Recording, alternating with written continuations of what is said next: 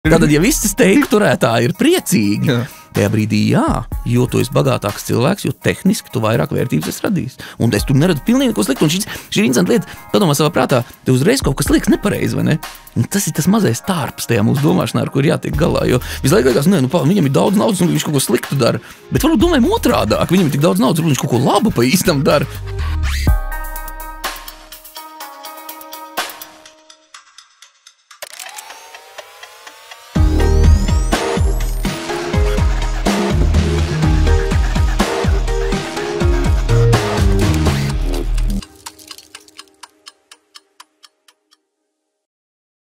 Labdien, jūs atrodaties raidierakstā Tava darīšana, kur mēs ar Jāni divatā spriežam par to, kā ir sākt uzņēmumu, kā ir viņu darbināt, kā ir viņu nenomirināt. Šad tad varbūt arī likvidēt. Varbūt arī likvidēt, jā. Un, ja kāds ir pirmoreiz pievienojies mums, tad es tikai varu īsi atgādināt, ka iepriekš mēs tātad esam runājuši par to, ka labāk ir darīt un kļūdīties nekā nedarīt. Tātad tā bija epizode pirmā, kas bija veltīta uzņēmējdarbībai, kopumā, ja tā varētu teikt. Tas attiecas gandrīz uz visām dzīves situācijām, un es tikai aizdomājos, varbūt ne uz fundamentālajām zinātnēm, vai piemēram uz ķirurģiju. Tad vajadzētu zināt, ko tu dari. Uzņēmējdarbība nav šāda zinātne. Tā. Nav ķirurģija, jā. Tātad otrajā sērijā mēs runājam par uzņēmumu dibināšanu, diezgan daudz runājam par biznesa plānu, kas tas tāds ir, kāpēc viņš ir vajadzīgs, ka viņš īstenībā varbūt reizēm nemaz nav vajadzīgs. Varbūt nav, bet ja cilvēkam ir tāda nedrošības sevi, tad biznesa plāns var ļoti palīdzēt, tā teikt, sagrupēties. Jā. Tieši par šo runājot, es varu pateikt skatītājiem, es esmu šodien aizmirsis savu kladīti paņemt līdzi, un man vajadzēja vienkārši kaut ko pie kā pieturēties. Man jau īstenībā viņu nevajag, bet tas būtu man atvieglojis iespējams kaut kādu emocionālu stāvokli. Līdzīgi ar biznesa plānu reizēm. Bet to jau mēs esam izrunājuši, un arī esam izrunājuši par uzņēmumu finansēšanu. Visādas aspektus, ko tas nozīmē, kur un kā piesaistīt finansējumu. Tad tas bija trešajā Tavas darīšanas sērijā. Bet šodien mums ir ļoti tāda plaša, varētu teikt, tēma. Mēs runāsim par mērķiem. Ko nozīmē mērķis uzņēmējdarbībā, tādā plašākā izpratnē, ka tu viņu iesāc vai tu domā par to, un ko nozīmē plānot uzņēmējdarbību jau tad, kad tu viņu esi iedarbinājis, teiksim tā. Jā. Un es gribēju iesākt ar tādu jautājumu, es sāku domāt, kas vispār ir jēdzīgi mērķi biznesā, un vai varbūt arī nejēdzīgi. Piemēram, vai mērķis, es gribu nodibināt uzņēmumu, lai mazāk strādātu, bet vairāk pelnītu, vai tas ir ok mērķis? Ir tāda lieta, kā tagad ļoti populāri, sevišķi jauniešu vidū, ir tāda lieta kā pasīvie ienākumi.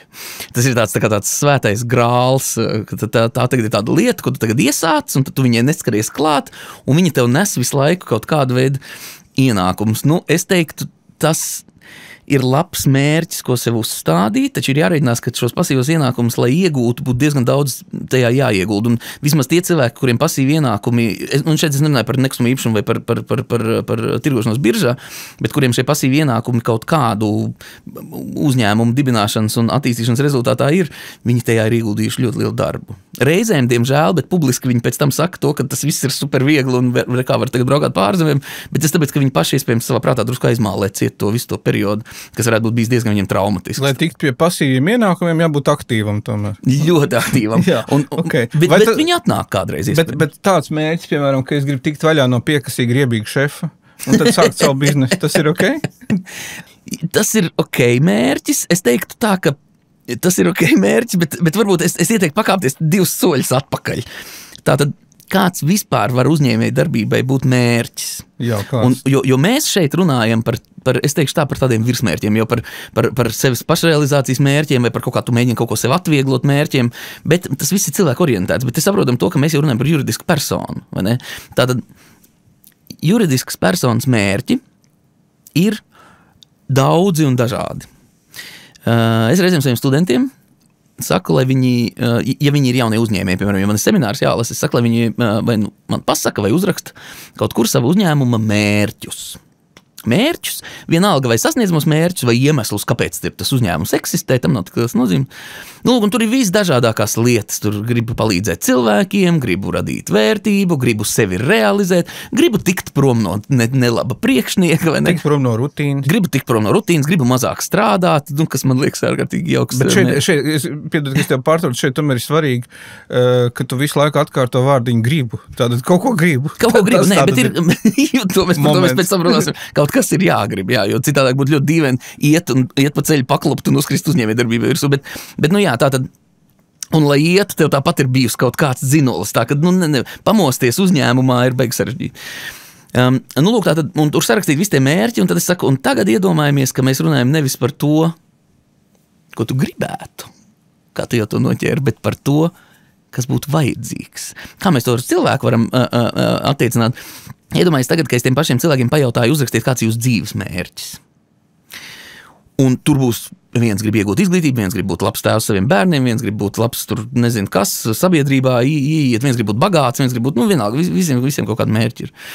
Un tad es saku, un tagad iedomājamies, ka neviens no jums pilnīgi noteikti, un man pat nav jāskatās to, ko cilvēki ir uzrakstījuši, bet neviens no jums nav uzrakstījis to, ka jūsu dzīves mērķis ir elpot. Vai ne? Jo mēs parasti neaizdomājamies par to, bet un tad es saku, un tagad es iedomājos, ka es jums atņem to elpu. Un pēc 30 sekundēm es pajautāju jums vēlreiz, kāds ir jūsu dzīves mērķis. Tajā brīdī viss atbildes būs vienādas. Elpot! Jā, tieši tā. Ievilkt nākamo elpu. Vai arī pirms tam kāds vēl gribēs nodarīt man ļaunu, jo es to elpu es viņiem atņēmu. Tas ir ok, tas gan nav pareizi domāšanas veids, par to mēs runāsim kādā no nākošiem redzījumiem. Bet, nu, lūk, tā svarīga lieta, ko saprast uzņēmumiem, ir tikai viens izdzīvošanas mērķis. Un tas ir, kā tev šķiet? Vai tik nebūs kaut kas saistīts ar naudu? Vai vērtību? Peļņu, jā, tas ir saistīts ar peļņu. Mēs varam iedomāties, ka peļņa mēdz būt arī barter, piemēram, jomā, vai, piemēram, uzmanības biznesā, kas mūsdienās ir aizvien aktuālāks, tas ir interneta risinājumi. Tur nav obligāti naudiska peļņa, bet tai ir jābūt peļņai. Tātad, ja uzņēmumam nav negatīva peļņa, tad viņš iet mīnusā. Tas nozīmē, ka tas uzņēmums ir jāsāk barot no āras. Kāpēc tu nesaki pozitīvi, bet saki negatīvi? Jo ir ļoti daudz, piemēram, ir sociālie uzņēmumi ļoti daudzi, kuri pēc definīcijas nemaz nedrīkst pelnīt. Ir daudz nevalstiskās organizācijas, viņiem nav obligāti jābūt peļņai. Nevalstiskās organizācijas, man šķiet, pat arī nevar pelnīt, par šo es neesmu tik pārliecināts. Tātad 0 vai virs 0? 0 vai virs 0, jā. Tātad, kāpēc tas ir svarīgi? Jo tāpēc, ka organisms ir pašuzturoša sistēma, vai ne? Un tāpēc ir ļoti labi domāt par juridisku personu kā par organismu. Tas ir reāli persona. Tātad, ja mēs nevaram sevi uzturēt, tajā brīdī mēs sākam jukt laukā pa gabaliem. Un, diemžēl, bet gala beigās nepelnīšana rezultējās uzņēmuma likvidācijā. Kaut kādu laiciņu to var darīt, jo tāpēc, ka mums atceramies ir tāda lieta kā bilance. Bilancē mēs varam piesaistīt līdzekļus pasīvu sadaļā, kas būtu, piemēram, kredīts, kas būtu investoru piesaiste un tā tālāk, bet tas ir īstermiņa risinājums. Un tad, salīdzinot šo ar elpu, es varu teikt tā, sākot uzņēmējdarbību vai nokļūstot, piemēram, naudas plūsmas grūtībās, iedomājamies situāciju, ka tu esi īstenībā, tavs uzņēmums ir tā kā tramplīnliecējs. Ar tramplīnu šeit saprotot ūdens likšanas tramplīnu. Tātad tu atspēries, tu ievelc elpu un tu ienirsti. Un tas ir normāli, un tā ievilktā elpa ir tas tavs pasīvu, tā sadaļa tavā bilancē. Jo tur ir rakstīts, ka tev ir bijis paškapitāls, tev ir bijis tur, finansējums no kaut kurienes, tev ir bijis grants, tev ir bijis Eiropas fonds, tev ir bijis privātais investors. Tie visi ir tavējie tā kā skābekļa baloni, vai ne, kas tevi nodrošina līdz brīdim, ka tu izkārpies laukā. Vai tu varēsi izkārpīties vai nē, tas, protams, cits jautājums, bet sākotnēji uzņēmumam svarīgi ir saprast, ka mērķis ir tikai viens, un tas ir nodrošināt negatīvu peļņu. Citādi, viss pārējais, kas ir saistīts, vispārējais, ko tad man tie studenti tur uzraksta, tas viss, diemžēl, ir ārkārtīgi īslaicīgs. Iedomājamies, ka mans mērķis dzīvē ir pārvest vecus cilvēkus pāri ceļam, lai viņiem būtu mazāk bailes un autovadītājiem būtu mazāk iespējas izraisīt avārijas, un tad iedomājamies to, ka cik ilgi es to varētu darīt. Kamēr es nomirtu badā, vai ne, visdrīzāk. Bet es taču gribu arī rītdien vest tos cilvēkus pāri ielai. Es kā uzņēmējs gribu rīt ražot savējos labos pakalpojumus un produktus, kuri paredzēti cilvēkiem, lai darītu viņus laimīgus, piemēram. Es to gribu darīt arī rītdien. Un tā ir diezgan liela kļūme domāšanā bieži vien, un tad man ir jālabo, un to ir grūti izlabot domāšanā cilvēkiem, jo viņš reizēm saka to, ka laba produkta vai pakalpojuma nodošanas dēļ es to varu darīt pa velti.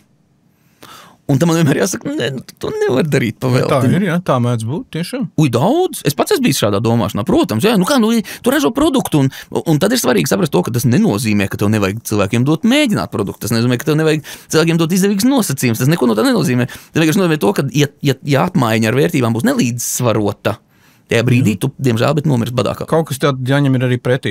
Bet saka man tagad tā, es atceros kādā no iepriekšējām sērijām, tu stāstīji, ka tu plāno atvērt restorānu, atkal kārtējo, vai ne? Jā. Tev jau ir bijuši pieredze šajā jomā, un tev tomēr apetīti vēl aizvien ir uz to pamēģināt. Ir kaut kāda tāda interese. Es gribēju būt pavārs, ka es biju jauns, un man vecāki neļāva, un pēc man acīm redzot, ir kaut kas aizķēries. Bet tagad tavam restorānam iecerētēm, vai tam būs kāds vēl cits mērķis bez peļņas, ja tikai peļņa? Te es gribu teikt, ka šis iespējams viens varbūt solis dziļāk. Iesim viens soli dziļāk, tas nekas. Tas ir ok, es drīkstu viens soli dziļāk, ja? Droši. Tātad. Bet vien varbūt. Nē, vienkārši iedomājamies, tātad uzņēmums ir paredzēts priekš tam, lai apmainītos ar vērtībām. Pirmā lieta, ar ko man bija savā dzīvē jātiek galā, ir ar ļaunprātības likvidēšanu visā, ko es daru. Tā jau ir tāda filozofiska lieta. Tātad es varu būt stulbs, un es esmu stulbs. Es neko daudz nesaprotu no lietām šajā pasaulē, bet ir viena lieta, es esmu patiešām mēģinājis sev izravēt ļaunu nolūku. Tātad kādam kaitēt, kādam darīt kaut ko sliktu. Es cenšos, cik vien iespējams no tā izvairīties. Lūk, un to saprotot, tātad es saprotu, ka uzņēmums ir apmaiņa ar vērtībām. Un tagad iedomājamies, ja es radu vērtību, un tu man pretī dod vērtību, tātad es tev dodu ēdienu, tu man dod naudu, un mēs abi esam šajā apmaiņā priecīgi, un tu esi gatavs vēl atgriezties, un man atkal patīc tu kā klients, un es esmu gatavs tev dot aizvien vairāk, un man gada beigās uz konta paliek daudz naudas. Tajā brīdī ir jautājums, vai tas ir nekas vairāk par peļņu? Tas ir viss. Peļņa ir viss, vai ne? Ja tā padomā, ja tev ir šāds skatu punkts, es gribu darīt tev labu, tikai un vienīgi labu, es tev gribu darīt aizvien vairāk laba. Loģiski pats savā galā izmantojot aizvien mazāk tam resursu, tāpēc, ka tad es varu darīt labu ne tikai tev, bet vēl visiem pārējiem cilvēkiem, kas manā kopienā. Un tajā brīdī, ja es to aizvien vairāk daru, un apkārt visi ir priecīgi un laimīgi, un ir gatavi dot man naudu par to garšīgo ēdienu, ko viņi tur saņem, un tās nauda manā galā ir pietiekoši, lai uztaisītu labu peļņu, es nesaprotu. Tad citiem vārdiem, ja tu esi, kā saka, veselīgi tam piegājis, tu neesi stulbs un ļauns pavārs, kas būtu briesmīgi kombinācija. Tu vari būt stulbs pavārs, jo tāpēc, ka svarīgākā lieta, ka tu mācies. Jā, bet tad, ja tu tā veselīgi tam pieeji, tad tas, ko tu saki, ir gana ar peļņu, jo tā peļņa tev kā mērķi, ja? Jo tā peļņa nesīst sev līdz visādas citas labums. Peļņa būs radusies no visādiem citādiem labumiem. Labi, jā, okay. jo nauda jau ir tikai instruments, un tad ir svarīgi saprast to, ka pēc manējās teorijas, man daudz cilvēki pārmetuši šo, kuriem es tev stāstīju, viņi saka, tad jau sanāk, ka jo tu esi bagātāks, jo tu esi lielāks labdars. Un es saku atkal jau, kamēr ja mēs runājam par milzīgām internacionālām korporācijām, tur drusku citādā. Bet ja mēs runājam par normāliem, maziem, vidējiem, varbūt pat šādiem tādiem lieliem uzņēmumiem, atkal jau, ja tevī nav ļaunprātības, ja tu esi atbildīgs pret nevis tikai uzņēmuma kapitāla daļu turētājiem, bet pret visām iesaistītajām pusēm, ko mums teorijā sauc par stakeholders, nevis shareholders, kas ir daļturētāji, bet stakeholders, kas ir ieinteresētās puses. Tātad, ja tu esi ļoti uzmanīgi rūpējies par visu ieinteresēto pušu labticību, teiksim tā, un steiku turētāji. Steiku turētāji. Tātad, ja visi steiku turētāji ir priecīgi, tajā brīdī jo tu esi bagātāks cilvēks, jo tehniski tu vairāk vērtības esi radījis. Un es tur neredzu pilnīgi neko sliktu. Un šī ir interesanta lieta, padomā savā prātā, tev uzreiz kaut kas liekas nepareizi, vai ne? Un tas ir tas mazais tārps tajā mūsu domāšanā, ar kur jātiek galā, jo visu laiku liekas, viņam ir daudz naudas, un viņš kaut ko sliktu dara, bet varbūt domājam otrādāk, viņam ir tik daudz naudas, viņš kaut ko labu pa īstam dara, un tā ir mūsu tāda, es teiktu, ja mums būtu jāizķer tās mazās tie prāti, tie tārpiņi, vai ne, tās sliktās vietiņas, tad es teiktu, šī ir viena no tām. Jā, bet tomēr tu jau pieminēji atbildīgums pret šiem citiem iesaistītajām pusēm, pret steiku turētājiem, ka tas atbildīgums ir svarīgs. Tas lielā mērā saskan ar pēdējo gadu milzīgi daudzo runāšanu par ilgtspēju, par atbildīgumu pret auditorijām, kas tev ir apkārt un tā tālāk un tā joprojām, bet tas jau tomēr iet mazliet pretrunā ar peļņu, jo tad šī peļņa mazinās, jo tu esi atbildīgāks, jo mazāk tu pelni, vai tā nav? Nē, es to tā neredzu. Jo, izējot no pretējā, ja tu esi pārāk daudz tur neuztraucies par vīdi un tur kaut kādiem citiem, tu tikai koncentrējies uz savu ienākumu, tad tu it kā vairāk pelni. Lūk, un tā jau, manuprāt, ir ļaunprātība. Redz, un tā ir tā atšķirība, iespējams, arī definīcijā, vai ne? Jo kā es to redzu, tu vari būt atbildīgs. Tu nevari vienmēr būt atbildīgs pret pilnīgi visu. Mēs nevaram, man ir grūti izglābt tos nabaga delfīnus, kas tajā Meksikas līcī tur mirst. Es gribētu, bet tas ir tik tālu no manas ietekmes loka, ka es pat nezinu. Atverot restorānu, jā, tur... baigi sarežģīti. Mēs tunci var nedot. Tad varbūt kaut kā tas izmainīsies, bet reāli, mēs jau te nerunājam par pārspīlēm, bet ja es patiešām esmu atbildīgs pret apkārtējiem, tajā brīdī es neredzu problēmu peļņas maksimizēšanu, es neredzu kā problēmu uzņēmuma mērķu uzstādīšanā. Un te piebildi, es gribētu izvilkt vienu no sava uzņēmēja problēmu čemodāniņu, vienu piemēru. Tātad ļoti bieži gadās situācija, kurā mēs, piemēram, mēģinam aizmaskēt kaut kādas lietas ciet ar kaut ko citu. Es izstāstīšu piemēru. Tātad man inkubatorā bija uzņēmums, kas nodarbojās viņš izstrādāja preci, produktu, iekārtas, kas bija paredzētas zemniekiem. Zemnieku saimniecībām. Un viņam jātestē tirgus, un es saku, taču netaisa nekāda aptauja, tie zemnieki jau tāpat internetu neizmanto, apbraukā viņus. Es tajā brīdī biju Valmierā, es saku, kas taču apkārt mums ir pilns ar viņiem. Un viņam bija specifisks uzdevums, viņam nederēja lielie, viņam nederēja tur pavisam mazie, bet viņam bija kaut kāds apjoms ar tiem, kas viņam dara. Viņš apskatās vietējā tajā uzņēmuma reģistrā un atlasa viņus tur kaut kāds 10, izbraukā viņus un atbrauc apakaļ un saka, nē, es netaisīšu to biznesu. Es saku, kāpēc? Viņš saka, tu zini, kas ir? Tas bija 16. gada. Viņš saka, zini, kas ir? Es apbraukāju viņus visus. Un viņi visi knapi velk dzīvību. Viņi visi ir uz bankrota robežas. Lielākā daļa no viņiem ir kaut kādas saistības paņemt. Viņš saka, viņiem kādas tur vēl iekārtas, par kādu ietaupīšanu mēs tur vispār runājam. Viņi nevarētu viņus atļauties, viņi visi praktiski ir iznīkuši. Un tas pirmais mans sajūta uzreiz, protams, ir tas sašutums, tas vilnis. Ārprāts mūsu valstī kaut kas pavisam nav kārtībā. Visi mums ir uz iznīcības. Visiem tas ir normāli, ka tas ir pirmais signāls, vai ne, ka mēs kaut ko tādu izdzirdam. Bet atkal jau strādājot ar sevi, tu iemācies sākt uzdot jautājumus. Paga. Nekas jau tāds nav noticis mums makroekonomikā, lai mēs tagad varētu teikt to, ka viss tagad ir uz iznīcības robežas. Un es tā saku domāt, paga. Es saku, iedomāju sarakstu ar tām zemnieku saimniecībām. Paskatīsimies. Visas tās zemnieku saimniecības bez izņēmuma bija dibināts 90. gados. Ok, tur bija laikam kaut kādi, kas bija 2001. gadu, bet jebkurā gadījumā, viņi visi bija, viņi bija jau veci, jau tie uzņēmumi jau ilgi eksistē. Un tas saku tam jauniem uzņēmējiem, redzi? Viņi velk dzīvību jau 15 gadus. Viņi visu laiku tā ir darījuši. Un viņš tā, kā tas ir iespējams? Viņš tāds jaunietis, kā uzņēmējs, tā kā domājošs peļņas virzienā. Viņš kā tas ir iespējams? Un tajā brīdī man nebija viņam atbildes, bet tad es aizdomājos, ka tas ir saistīts ar to, kā mēs mērķus uzstādam uzņēmējdarbībā, vai ne? Tātad, ja mans mērķis ir izdzīvot, tātad viss, uz ko tu skaties uz priekšu, ir, lai man būtu bikses, ko uzvilkt kājās, un jaka, mētelis, ko uzvilkt mugurā, un lai man tur, nezinu, ir māja, jumts uz galvas, bet es par notakām neesmu padomājis, piemēram. Tajā brīdī tu uzstādot tādus mērķus, tu strādā uz mērķu sasniegšanu. Cilvēks dabīgi drusku ir orientēts strādāt uz mērķu sasniegšanu, bet tu uzstādīsies mērķus, kas tik ārkārtīgi zemi, ka viņi tev knapi palīdz izdzīvot. Tātad, iedomājamies, paiet periods, tu esi sasniedzis visus savus uzstādītos mērķus, un tu knapi izdzīvo. Tajā brīdī tu domājies, kādu tas atstāja iespēju uz tevi psihi, vai ne? Ka tu visu laiku esi izdzīvošanas robežas. Un es esmu testējis uz pāris radiniekiem, kur man ir nozarē, un es esmu mēģinājis pateikt to, ka,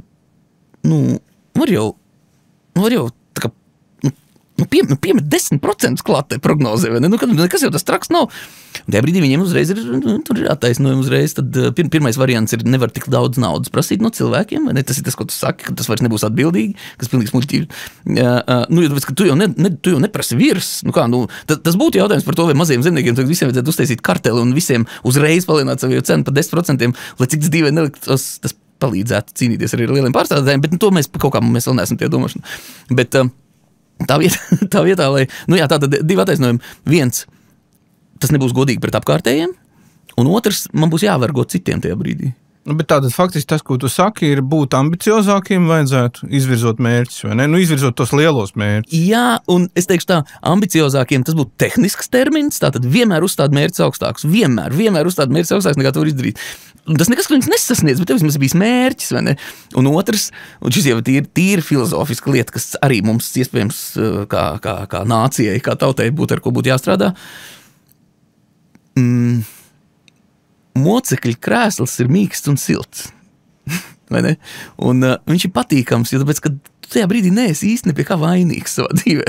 Un tā, man liekas, tāda interesanta lieta, ka neiet, mums neiet, mums absolūti neiet. Viss ir slikti, mums neiet.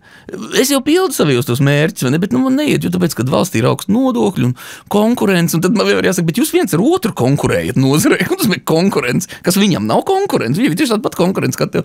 Un tas domāšanas, tas man ārkārtīgi negribas izmantot to vārdu, bet drusku tā ir tāda vergu domāšana, vai ne? Bet te jau mēs ejam vēl vienu solīt uz atpakaļ vai dziļumā vai augstumā, kaut kādā virzienā, jo faktiski te jau mēs runājam par to, ka arī var jau būt, ka tā ir dabiska aizsarga reakcija, jo kamēr tu domā tā, tikmēr viss, kas ir labi, ir superīgi, bet ja tu domās, ka, kā saka, man tulītās viss, es esmu milzīgi veiksmīgs un man viss iet baigi forši, un katra mazākā neveiksme, tad tev signalizēs, ka tas tomēr tā nav. Lūk,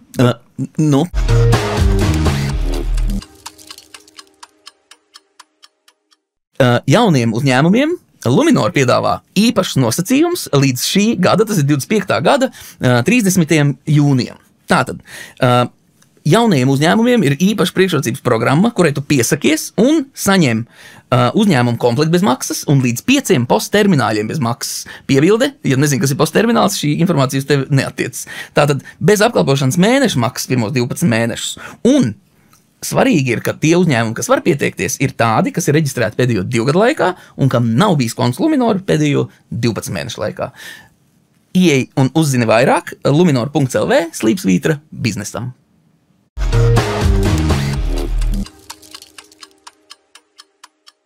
Jā, bet par mērķiem. Es gribēju nākt tomēr atpakaļ, to solīšu esam spēruši atpakaļ, iesim tagad pie mērķiem.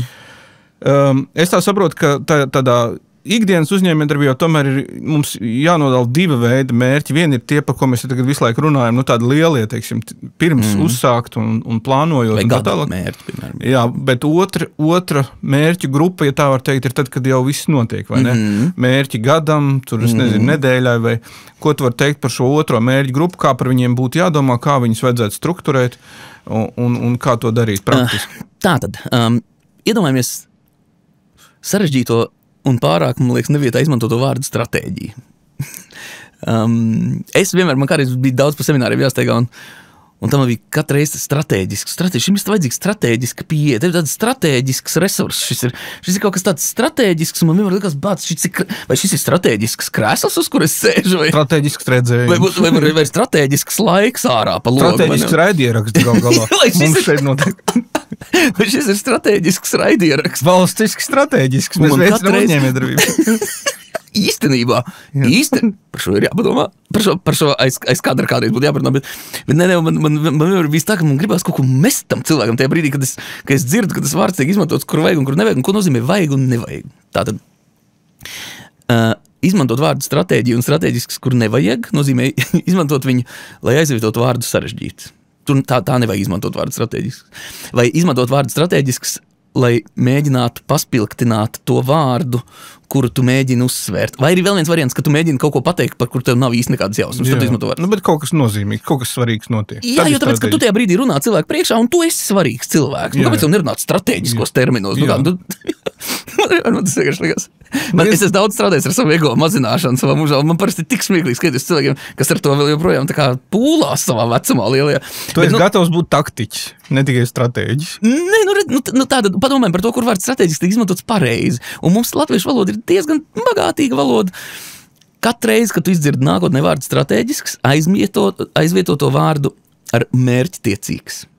Un viss, tas ir viss. Ja vēl joprojām tas vārdu salikums strateģisks kaut kas, pārvēršot viņu par mērķtiecīgu kaut ko, vēl joprojām ir jēdzīgs, tas nozīmē, ka tas cilvēks vai nu ir sapratis, ko viņš runā, vai arī viņam nejauši sanācis ietrāpīt. Lūk, tātad stratēģija pēc būtības ir mērķu kopums un metodu šo mērķu sasniegšanai. Iespējams kaut kāds plāns vai kalendārs, tad jau mēs tur skatāmies, cik dziļi mēs gribam iet. Lūk, tātad domājot par mērķiem uzņēmumam, ir jādomā par to, vai mēs uzņēmumu gribam sākt apzināti kaut kur virzīt. Nav obligāti būt mērķiem uzņēmumam. Reizēm ir pietiek, man šo ir jautājuši cilvēki par to, vai tu nezinot Exceli varbūt uzņēmējs, vai tu nezinot skaidrs varbūt uzņēmējs, vai tu nemākot lasīt varbūt uzņēmējs, vai tu neko nemākot varbūt uzņēmējs. Un tad man tā atbilde man ir tāda, ka jā, lai cik dīvaini neliktos, tu varbūt, Richards Bransons, laikam ir labs piemērs, cilvēks ar disleksiju, kurš ir miljardieris. Kā tu to vari izdarīt? Tad no vienas puses ir jādara viss, ko tu vari, lai palielinātu ienākumus, no otras puses tev ir jādara viss, ko tu vari, lai samazinātu izdevumus. Tā ir visa viltība pēc būtības. Jā, bet abos šajos soļos ir tomēr vajadzīga kaut kāda plānošana, es nezinu, jābūt kaut kādai domai, ko tu darīsi vienā un otrā virzienā. Nu, tu savu restorānu plānojot, kā tu palielinās ienākums un dabūs tur vairāk cilvēkus iekšā. Es izmantošu visu savā prāta, savos prāta apcirkņos esošo informāciju plus savus minējumus par to, kas varētu vai nevarētu palīdzēt. Mēs to darām neatkarīgi no tā, cik mums daudz intelekta ir galvā. Jā, nu, bet pieņemot, ka jauniem uzņēmējiem, kurš tagad klausās, tomēr kaut vai izējot no tā, ka viņiem ir drošāka sajūta, līdzīgi kā mēs par biznesa plāniem runājam, ja? Drošāka sajūta, ja tā šī plānošana tomēr notiek.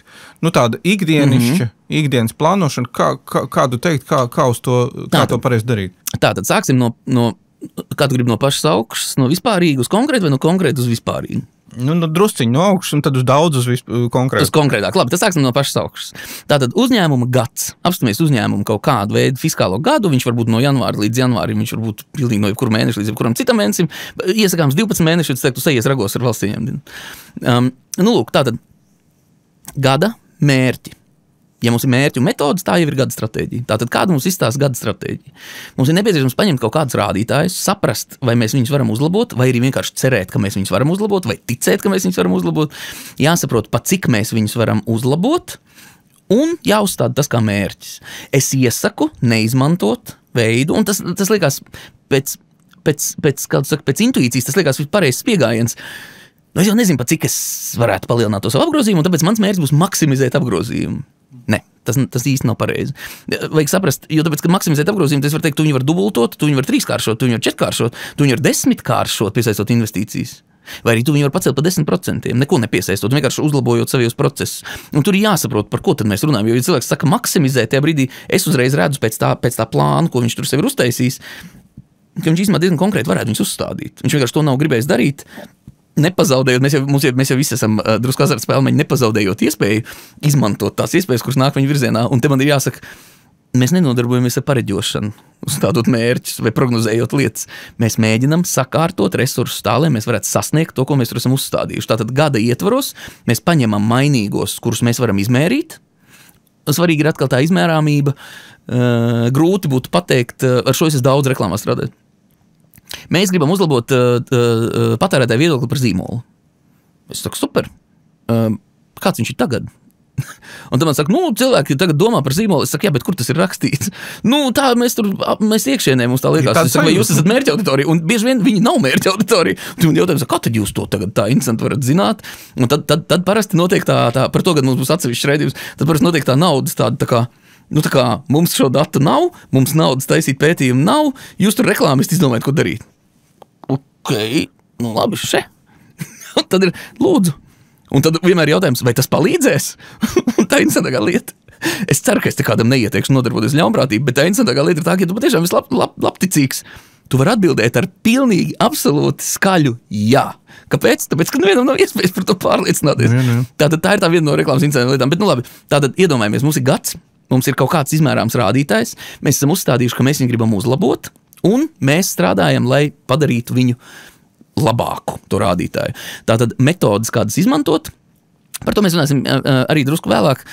Pārsvarā metodas, lai mēs uzlabotu apgrozījumu rādītājus, mums slēpjas mārketingā. Nevis pārsvarā, bet tikai. Mārketings ir saistīts tieši ar apgrozījuma mērķu sasniegšanu. Savukārt, ja mēs runājam par procesu uzlabošanu vai izdevumu samazināšanu vai naudas plūsmas uzlabojumu vai vēl kaut ko, tad mums sadalās vai tie ir finanšu mērķi uzņēmumā, vai mums tie ir ražošanas mērķi. Production goals. Latviešu valodā nav īsti. Latviešu valodā production un manufacturing ir tas pats, bet šeit es domāju par production. Tā kā vērtības radīšanas, uzražošanas, kaut kā tā es varu teikt mērķi. Lūk, tas ir pa gadu. Un tagad ejam pavisam uz apakšu.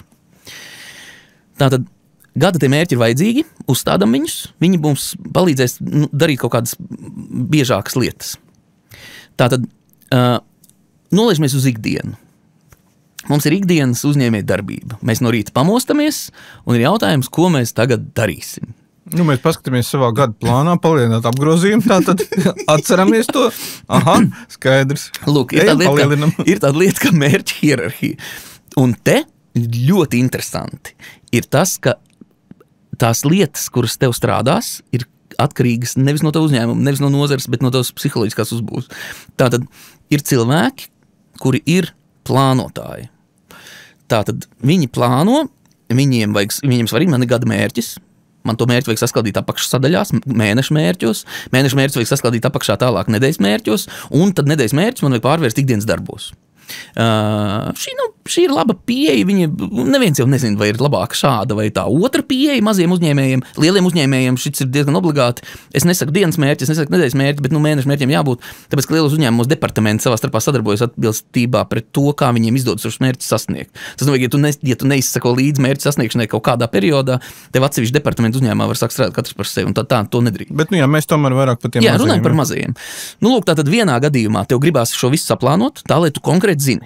Katru dienu tev ir skaidrs, kas jādara, lai tu iet uz nedēļas mērķi, tas pārvēršos mēnešu un gadu. Lūk, tātad pirmā lieta, ko tu pamanīsi šādi mēģinot rīkoties, ir tā, ka, kas to būtu domājis, bet apkārtējā pasaule īsti nepakļaujas tam, ko tu tur esi ierakstījis savā plānā.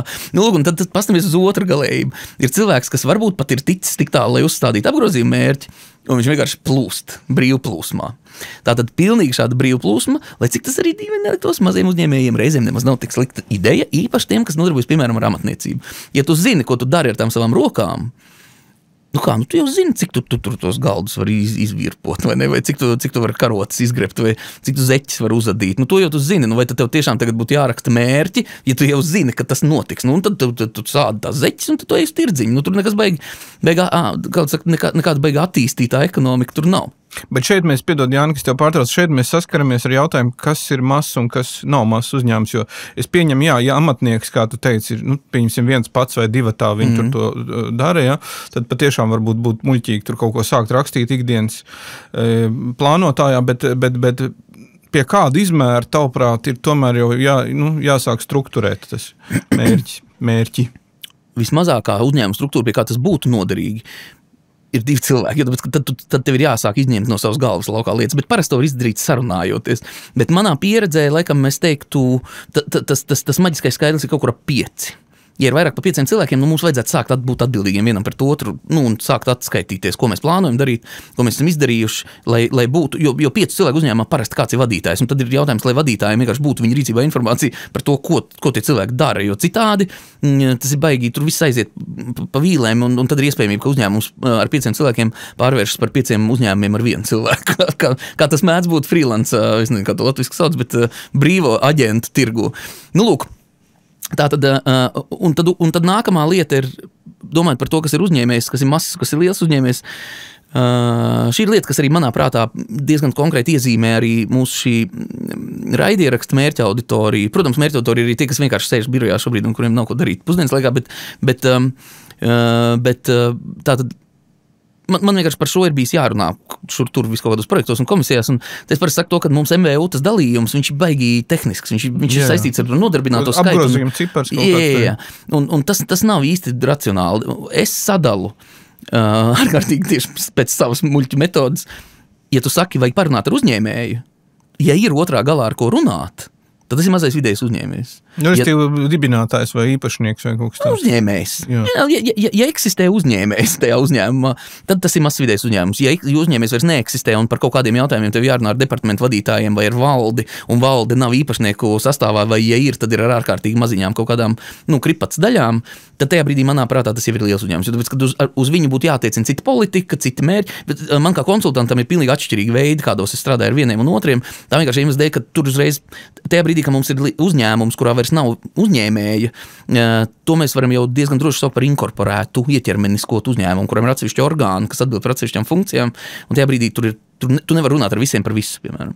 Lūk, tātad atnākam atpakaļ tagad pie augstajiem mērķiem, kas ir gads, un pie ikdienas mērķiem, kas ir iemesls, kāpēc tev celties no gultas laukā. Tātad tā svarīgā lieta, ko es esmu atklājis pats ar sevi sarunājoties savā mūžā. Viena no grāmatām, ko es gribētu ieteikt kādā no tēmām. Un šīs ir brīnišķīgas sarunas. Šīs ir burvīgas sarunas. Ir tāda grāmata Voices Within par antropoloģisko vēsturi mums balsīm iekšā. Tagad neaiziesim varbūt kādā patoloģija virzienā, bet lūk, tātad domājot par to, ka mums ir liela mērķi un maz mērķi, man ir palīdzējis saprast diezgan daudz dzīvē tas, ka mūsos iekšā ir dažādas personības šķautnes, kas viss apzīmē vienu to pašu personību, ja uz viņām mēs skatāmies, bet es to saucu par darītāju sevī, un par plānotāju sevī. Un tā ir tā interesantā lieta, ka mums ir jāatrod tā miedarbības starp plānotāju un darītāju tām temperamentiem, ja tā varētu teikt. Jo tātad, ja tu ļausi pārāk daudz vaļas plānotājam, piemēram, ejot cauri, kad mums te tagad ir nedēļa, un tagad ir diena, tagad ir priekšpusdienas darbi, un šitā gadu uz priekš, tajā brīdī tev būtu jāparādās kaut kur uz pleca sēdošam Jānim Kļaviņam, kurš tu saka, ar ko pie velna tu nodarbojies šobrīd, kas tas tāds ir? Tu ražo krēslus, ko tu tur tagad dari? Jo ir jābūt tādam aģentam mums kaut kur mūsu apziņā. Citādi, tu vienkārši kļūsti par, tu kļūsti neražojošs, tu kļūsti nedarošs. Un tad ir otra galējība. Savukārt tā ir man bijusi problēma vienmēr, ka man ir jādod vaļa tam plānotājiem. Tas gan nāk ar fāzēm, tad man ir tā, un tad citādi, ka tu dari. Es esmu ļoti daudz grāmatas lasījis, arī teorijas grāmatas lasījis, un es zinu, ka tai plānošanai ir jābūt, jo tāpēc, kad organiski izaugsme vienbrīd apstājas uzņēmumā. Un tajā brīdī, kad apstājas organiski izaugsme, es tur redzu kā tomāts, piemēram. Dēļ plānošanas trūkuma apstājas tieši? Jā, te salīdzinājums drusku atkāpe. Iedomājamies, tagad ir siltumnīca, kurā tu esi izstādījis tomātu. Vai es čili pipars audzēju kā hobiju, piemēram. Čili pipars ir izteikti šāda augsts. Tātad es varu audzēt piparu stādu līdz kaut kādam brīdim. Viņš pats aug, viņš pats labāk zina, kas viņam ir vajadzīgs. Un viens brīdis, ka viņš vienkārši sasvarās un nokrīt. Tātad viņš ir pa lielu, viņš nevar sevi uzturēt vairāk. Tajā brīdī viņu vajag sākt stutēt. Un tagad iedomājamies, ka uzņēmumā stratēģijas veidošana, plānošana ir šīs stutes, ko tu liec, lai uzņēmums varētu labāk attīstīties. Tātad līdz kaut kādam brīdim visi uzņēmumi var pilnīgi mierīgi augt organiski. Tīri pēc izpratnes. Man šķiet, ka šitā vajag darīt, tu tā arī dari, viss ir kārtībā. Un tad pienāk tas brīdis, kad tu saproti, ka šitā īsti vairs nevarēs, jo tāpēc, ka mums te kaut kas sāk klibot, mēs nevaram pārdot vairs tik labi, mums nav, mēs nevaram, es nevaru ar savām rokām vairs saražot, tā ir tā mūžīgā jaunā mazā uzņēmēja dilemma. Es gribu vairāk pārdot, bet, lai vairāk pārdotu, man ir mazāk laika paliek ražošanai. Tātad es, lai vairāk pārdotu, man sāks mazāk saražot, un tad tu sāc mētāties. Šo mēs runāsim, tā kā mums būs par attīstību runa raidījumā. Lūk, tātad pēc būtības vienu brīdi, turpinot augt, tas nenozīmē, ka tev obligāti vajag augt tajā virzienā, bet ja tu jūti ambīciju, vai ne? Vienu brīdi mēs sasniedzam organiskās izaugsmas robežu. Lūk, un tad ir jautājums, tātad tev kā darītājam tajā brīdī vajadzētu būt, savukārt man vajadzētu būt tādam Osvaldam, vai ne, uz pleca, kas saka, ko tu dari? Stop. Kas stop? Kritīs tā kā pipars. Varbūt atskatāmies, varbūt kaut kas citādāk mums ir jādara, un tad es es skrienu un kaut ko cērtu, vai ne, tad es drusku tā kā atsēžos, un tas ir mans ieteikums visiem cilvēkiem, ne tikai uzņēmējiem. Pamēģiniet identificēt kaut kādas dažādas tās šķautnes sevī, jo tas ļoti palīdz sevišķi maziem uzņēmumiem. Tā, ka tu esi liela uzņēmuma vadībā, piemēram, tu nekur netiks apmācīts par šādām lietām. Un tā ir tik interesanta lieta, ko es jūtu kā konsultants maziem uzņēmējiem. Tā ir puses psihologa darbs īstenībā, tāpēc, ka tev pārvaldot resursus, šāda veida informācija līdz tevim nebūs atnākusi vispār nekad. Jā, ļoti labs salīdzinājums, manuprāt, par piparu stādu, kas ir pārāk liels, un tad jāliek stutis, bet taisni par šo brīdi, kad tās stutis tiek likts, es gribēju tev prasīt, tad, ja pa tiem lielajiem mērķiem, pa ko mēs sākumā runājam, būtu skaidrs, tur es uz lapiņas pierakstu, peļņa, un tur vēl kaut kādas brīnišķīgas lietas. Peļņa caur vērtības radīšanu. Jā, varbūt vēl kaut ko es gribu sasniegt, ja, tas, kas ar peļņu neiet pretrunā, un tas brīnišķīgi, bet runājot par šiem ikdienas lietām, vai tev ir padomā kaut kādi praktiski instrumenti, kā ar to tik galā, vai tas būtu, es nezinu, Excelī jāgrafē tabula, vai kā tas praktiski būtu jādara? Te mans biežāko uzņēmēju problēmu vācelītis. Tātad uzņēmējs, tagad liels un nopietns uzņēmējs, tajā laikā vēl jauns pavisam un sākošs tikai uzņēmējs. Un viņš ir attīstījis ražotnīti savējo, un viņam ir uzdevums, kā viņš to uzstāda nākošajam gadam, palielināt ražošanu līdz brīdim, kamēr viņš aizpild kapacitāti. Kas šķiet, absolūti loģiski, vai ne? To es uztaisīs ražot, vienkārši aizpild viņu ar kapacitāti. Bet man vienmēr ir tas drusku tas niķis, tā kā. Un šajā gadījumā es uzreiz varu teikt, ja es redzētu, ka viņš nav uz to spējīgs, es jau viņam to neieteiktu, bet es redzu, vienkārši cilvēks ir ārkārtīgi spējīgs cilvēks un daudz spējīgāks par mani, kāda ir lielākā daļa no uzņēmējiem šajā pasaulē. Lūk, un es redzu tajā brīdī to, ka šis mērķis nav īsti izaicinošs, un tā ir interesanta lieta, mērķiem tā tad ir jābūt vienlaikus realistiskiem, bet izaicinošiem. Tad šajā gadījumā būtu aizpildīt kapacitāti un bišķi palielināt to kapacitāti. Un es viņam saku to, ka uztaisam tev kā mērķi, redzot to, ka apgrozījums un pieprasījums, ne tikai apgrozījums, ir stabili aug, un apgrozījums mēdz šad to pieprasījumu aizēnot, palielinam tavējo apgrozījumu prognozi uz 10, 115% no tavijas kapacitātes. Viņš to sākumā, kāpēc? Es saku, lūk, tagad domā. Tā viņš ir domā. Nē, tu pagad, tur jau vajag tad kaut kādas iekārtas. Es saku, iespējams, es nezinu, paskaties, kā... Un domā un plāno, un patiešām pirmajā tajā trauslajā gadā, bet atkal, tā ir specifiska lieta, jo es pilnīgi godīgi skot nepārāk šaubījos, ka viens izdosies vienkārši, tā ir arī, tā drusku mums tāda piezemētā domāšana reizēm. Skaidrs, ka viņš turpināja attīstīt to savu ražotni. Šobrīd reģiona viens lielākā milīgs ražotājiem, es godīgi kaut sen nesmu. Tam ikdienas mērķim īstenībā būtu jābūt visu laiku nesasniedzamam. Tātad, ja tu jūti, ka tu viņam jau pietuvojies, tev viņš jāliek tālāk. Ne ikdienas tieši otrādā gada, jā, ikdienas mērķis nesasniedzams. Bet ejot atpakaļ uz tiem ikdienas, varbūt, vai tev ir tie praktiskie kaut kādi rīki padomā? Man pašam palīdz tas, ka es darāmās, pirmkārt, es esmu ārkārtīgs iegribas un impulss cilvēks, un man viss iet pa fāzēm. Reizēm es varu izdarīt ļoti daudz, un tad reizēm es nevaru izdarīt vispār neko. Gan jau, ka visiem mums tas ir. Es, piemēram, ļoti labi saprotu, kāpēc ir čika laiks vajadzīgs. Vienīgais tas, ka es viņu neskatos, šajā zodiakā, bet tu jūti, ka es, piemēram, jūtu, ka es nebūšu darītājs. Tajā brīdī es vienkārši varu labāk man neko nedarīt, es varu tikai salaist dēlī lietas. Bet, tad ir tava nedarīšana. Tava nedarīšana, ja tad ir mana nedarīšana.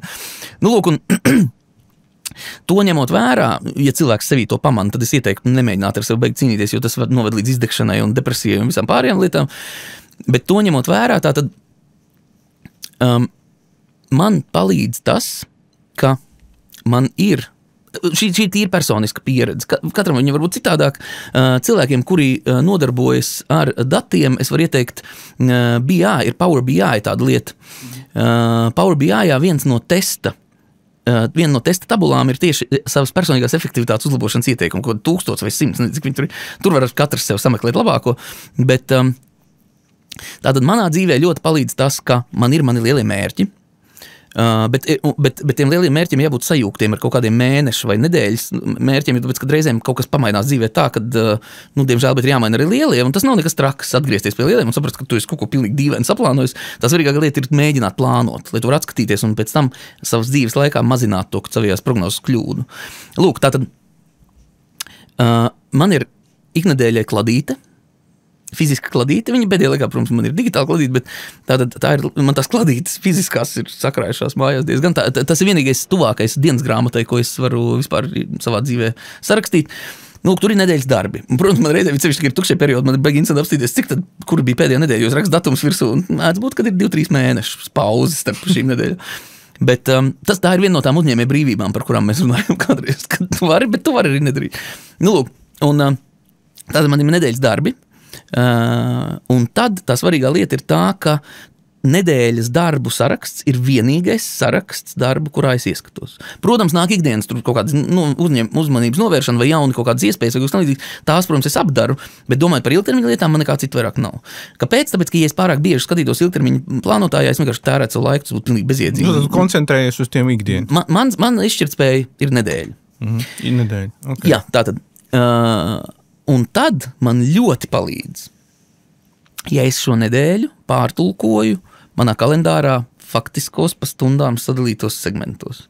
Šeit es darīšu to, šeit es darīšu to, šeit es darīšu to. Es kādreiz tā nedarīju, un tad es sapratu to, ka man ir tendence līdz galam neapzināties laika apjomu, kas ir vajadzīgs kaut kādu darbu darīšanai. Te es reiz varu teikt, es šo daru 10 nē, bet 11 gadus, tā, kad es sevi esmu iepazinu. Tā ir vēl viena interesanta lieta, darot jebko šādu, kas ir drusku ar psiholoģiski ievirs, vienmēr svarīgi ir par sevi kaut ko mācīties un mēģināt kritiski, introspektīvi skatīties uz atpakaļ, teiksim tā.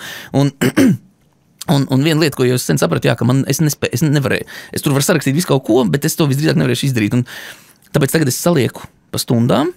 Turklāt es esmu slinkākais cilvēks, ko es pazīstu no iekšpuses, jo es esmu vienīgais cilvēks, no prāta iekšpuses, bet es patiešām sevi uzskatu par ārkārtīgi slinku cilvēku, man vajag mudināt visu laiku uz darīšanu.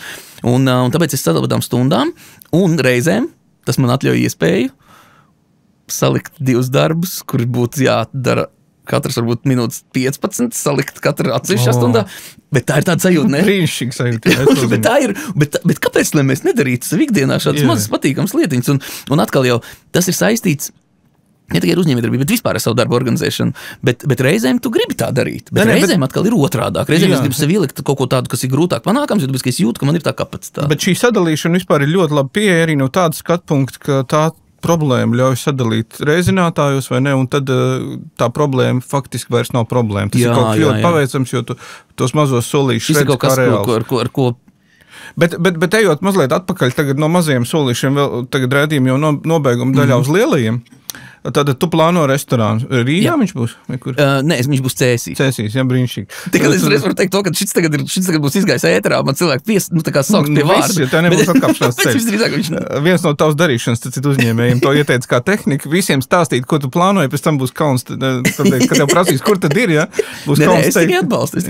Nu, lūk, bet tad Cēsīs. Mērķis tev kaut kāds lielais ir galvā, vai ne? Tātad plānot tu māki ikdienas, bet kur tev būs misija un vīzija šim restorānam? Kāda tā būs? Piedod, ka es tā reaģēju. Es esmu viens no tiem punkiem uzņēmējiem. Kam šausmīgi patīk gan misija, gan vīzija. Vīzija un misija. Es vienkārši esmu bijis tādās situācijās, kurās man cilvēks šo nopietni tā kā jautā. Jo tu taču esi vizionārs uzņēmējdarbības tā kā lūdzu. Visas lietas lūdzu turam ārā no mazās uzņēmējdarbības. Nē, atkal jau, ja tas tev rada drošības sajūtas sev apkārt, ka pasar dieniņu. Drošības sajūtas dēļ, taču tu vari nesāt zobenu sev līdzi vai nedrīkst, bet tu vari turēt. Ja tas tev rada personīgu psiholoģisku drošības sajūtu, es tiešām tas ir ieskāms. Bet domāt, ka tas palīdz jau kādā veidā uzņēmumu attīstībai. To nevajadzētu, ja? Jo, ja tu nevari nodefinēt misiju un domāt tā, ka ja tu nevari nodefinēt misiju un vīziju, ka tad labāk nesākt. Es zinu, ka ir cilvēki, kas man patiešām šo novienu uzvērš, un man ir tikai viena reakcija smiekli, jo tad, kad tu esi gājis tam visam tik daudz reiz cauri, gan pats ar sevi, gan ar citiem uzņēmumiem, gan ar lieliem, gan ar maziem uzņēmumiem, tātad ļoti svarīga lieta, ko saprast. Uzņēmuma misija, vīzija, mērķi, tur viss kaut kādas tādas lietas, tas ir paredzēts, lai mēs veidotu kohēziju starp dažādiem departamentiem lielos korporatīvos uzņēmumos. Lai visi saprot, ko viņi dara. Precīzi. Ja tu esi 1 vai 2 vai 5, tas viss vienkārši ir angļuiski tāds teiciens exercise in futility. Tas ir bezjēdzības, bezmērķības tā kā uzdevums, jo tam nav nekādas, tas neko vispār tev nemaina. Tas neko nevar. Vienīgais tas, ka varbūt tu atkal jau personīgā drošības citādāk. Tā ir ļoti svarīga lieta. Bet kā tu skaidro, kāpēc to prasa? Tāpēc, ka tie cilvēki, kas to māca, bieži vien ir lasījuši šīs grāmatas, kas nav viņiem paredzētas. Viņas nav paredzētas tiem cilvēkiem, kuriem viņi pēc tam to māca. Un tas viss man liekas tik smieklīgi. Un tad man šo ir jo es esmu arī publiski smējies ļoti lielu cilvēku tā kā priekšā. Tu jau arī tagad publiski smējies. Jā, ne, tu man esi pretī, bet tie ir bijuši lieli cilvēki, kas tikko kā ir pabeiguši runāt par šo kā ļoti svarīgu lietu. Tad viņi saka, kur tad ir tās grāmatas, kas būtu paredzētas lūk šiem maziem uzņēmējiem? Saraksti viņu, nav tādas. Jā, starp citu, kur ir tās grāmatas, kas ir paredzētas maziem uzņēmējiem par plānošanu? Tev ir viena šodien. Jā, tieši tā. Tātad, domājot par mērķu uzstādīšanu, šī ir tīri cilvēcisks grāmatas, ko es visiem iesaku izlasīt. Man's Search for Meaning.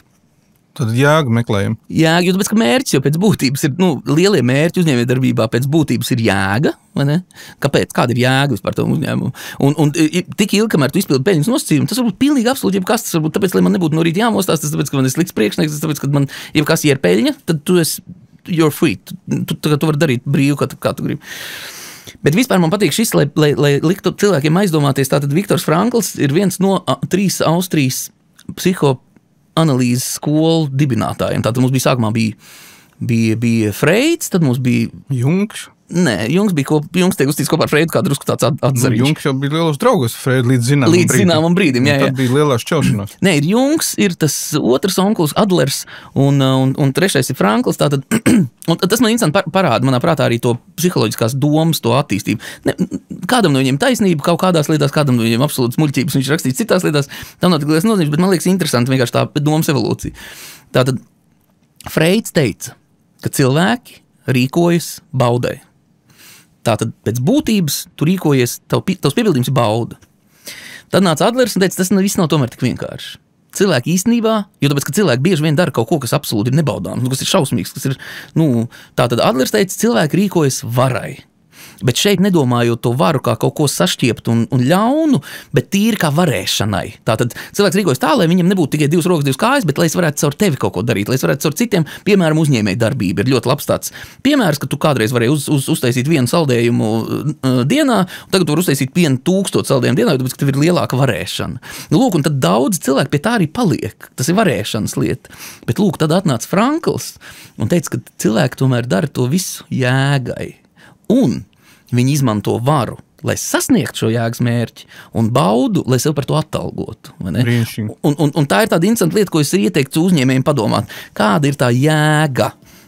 Kāda jēga, jā. Tas ir ļoti labs nobeigums. Paldies tev, Jāni, par šo sarunu. Tad šodien mēs runājām. Šis strateģiskais raidieraksts bija veltīts uzņēmējdarbības misijai, vīzijai, mērķiem un arī jēgai. Savukārt nākamā sērija tavas darīšanas būs veltīta cenai un tam, kā tad uz cenu vispār skatīties un kā produkts un pakalpojums cenot. Paldies! Paldies tev! Līdz nākamajai reizei! Līdz nākamajai! Atā!